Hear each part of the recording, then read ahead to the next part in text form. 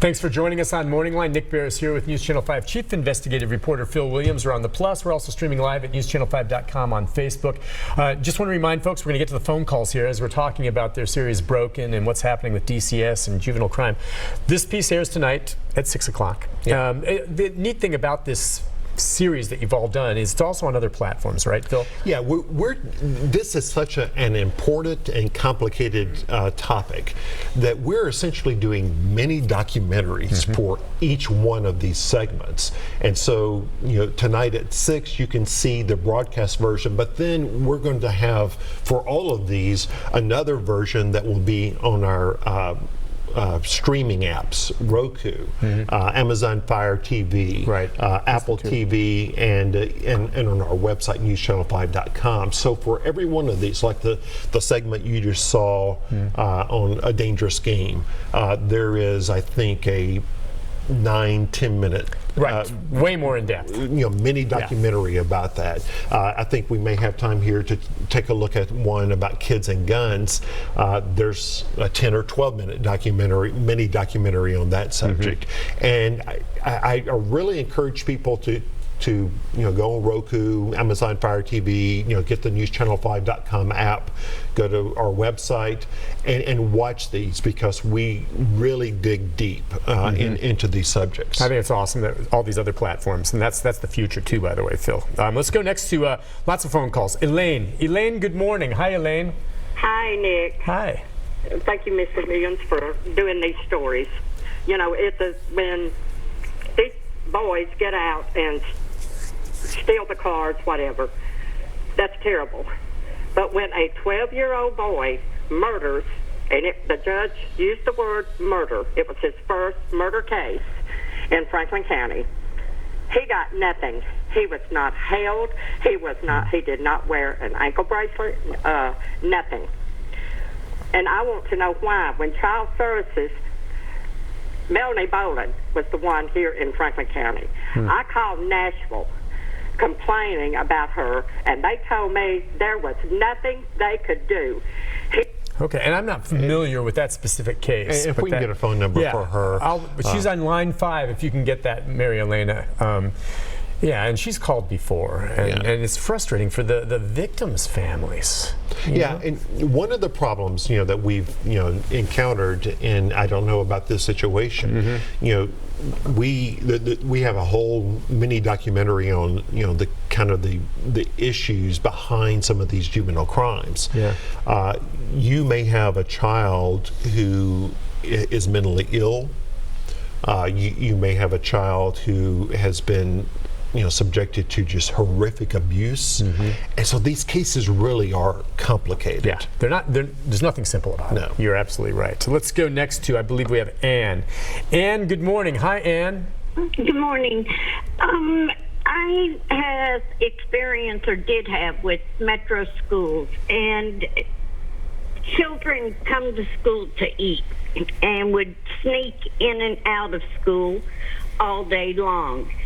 And it was my experience as a mandated reporter that when attendance was not correctly taken, proving to DCS and or juvenile officers that a student was not in school was extremely difficult, regardless of who visualized that student off school property during the school day.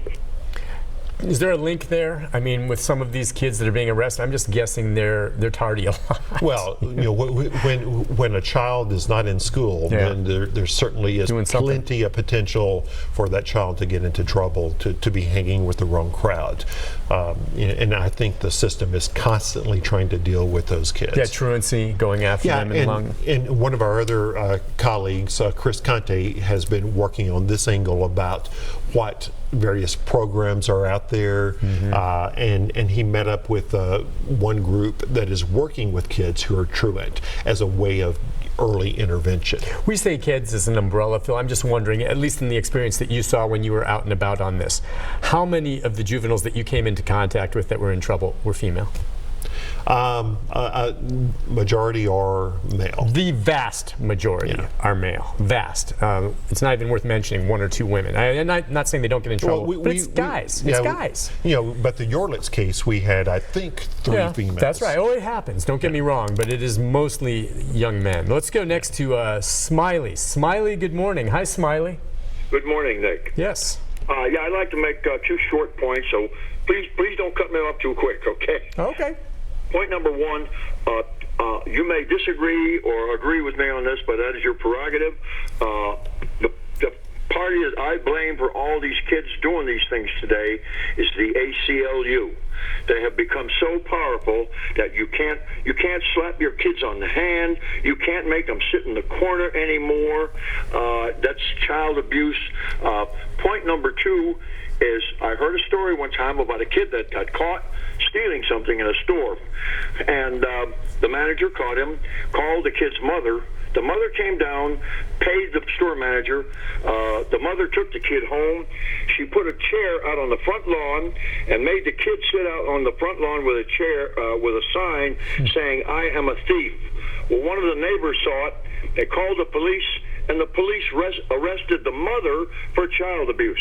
And that's my whole story. All right. Thank you.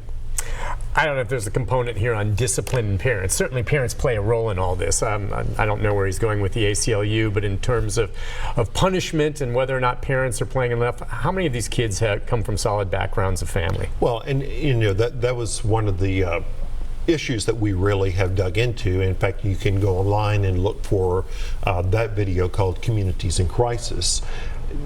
A lot of these children are coming from broken backgrounds, broken homes, and so it's a very difficult situation. Now, I would not say it's as simplistic as saying parents can't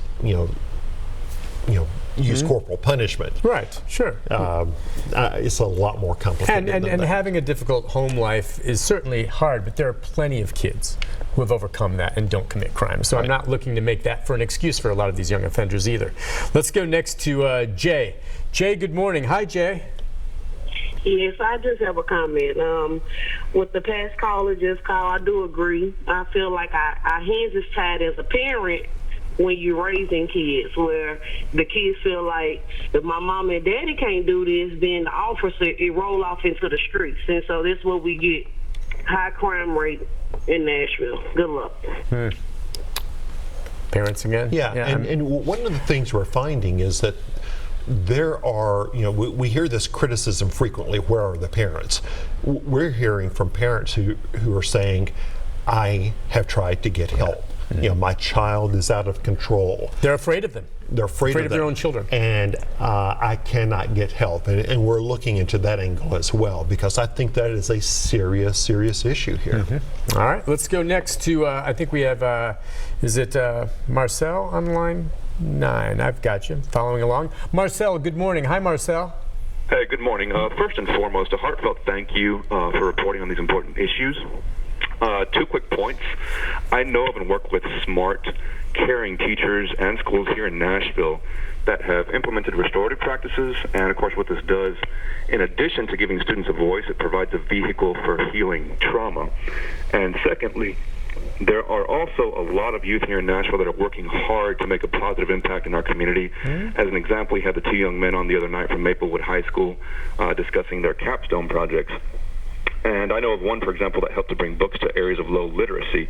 And I know you all plan to look more into these issues, and I wanted to offer this perspective so that our community members can get an idea of some of the things that are working. So thank you so much for your commitment to our youth. Thank you. And I think he raises a really good question, because there have been efforts made in the schools to find a way of dealing with these discipline issues. So you're not just automatically expelling brown and black kids. The problem is the city as a whole has not gotten behind fully funding those sorts of initiatives. Okay.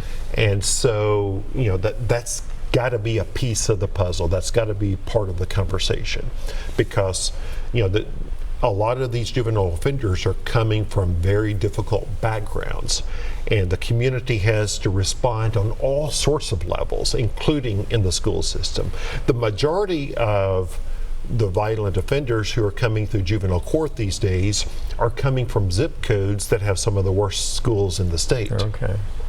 Yeah, that's not a coincidence then, is it? Real quick, before we go to the break, we're going to go to one. We have Amy who's called in. She says she's a mother dealing with the exact scenario we were just talking about. So, good morning to you, Amy.